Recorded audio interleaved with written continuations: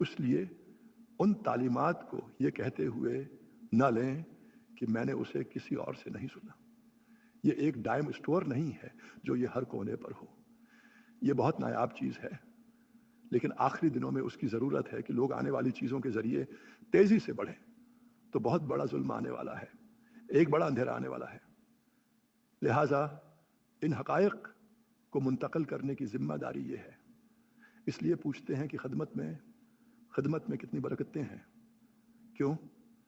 اس لیے کہ ہم ان حقائق کو اس مخلوق تک پہنچانے کی خدمت کر رہے ہیں، اور جس کو بھی خدا نے تخلیق میں سے اس میں جذب کرنے کے لیے لکھا ہے.